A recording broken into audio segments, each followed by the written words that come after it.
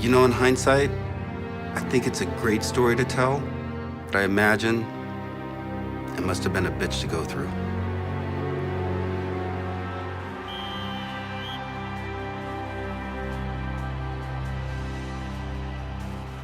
I was 9 years old when my father and I walked into our local tennis club, and there he was, NFL's greatest running back of all time, Jim Brown. Just a monstrosity of a man, bigger than life. I couldn't believe it.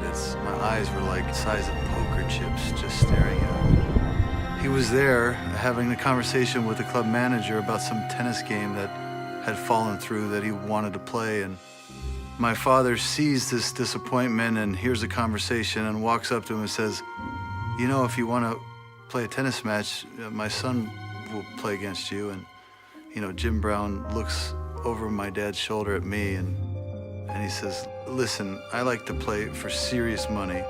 That kid is 8 years old." And before I could even tell him I was 9 years old, my father says, "Well, I'll bet you our house that he'll beat you." I just absolutely petrified. I froze.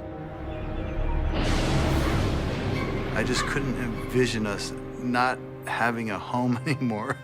That was too steep for a 9-year-old to grasp. And Jim Brown says, "I already have a house.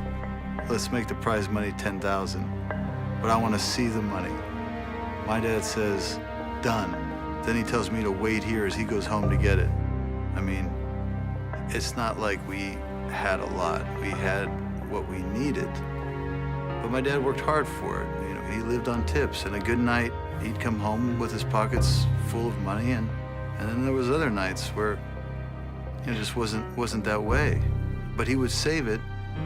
He didn't trust banks. He trusted his mattress. Meanwhile, back in the club, I'm sitting there, thinking we're about to risk our entire life savings on me beating someone I've never seen play, and of all people, one of the greatest running backs, one of the greatest athletes in the history of sports. You gotta understand something. This was the climate, the kind of atmosphere we grew up in. It shaped our characters and who we are today. The club manager says to him, "Jim, you don't want to play this kid." So by the time my dad gets back with the 10 large ones, Jim Brown decides he wants to play a few sets without money and just see how things go. I beat him pretty easily in 2 sets, and he donates $500 to me to play the third because he knew he wasn't going to win. I remember 2 things at that point: shaking Jim Brown's hand and it kind of swallowing mine, and the other was a look of pride on my father's face as he told Jim, "You know he's going to be #1 in the world."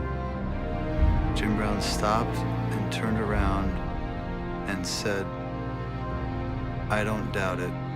I don't doubt it."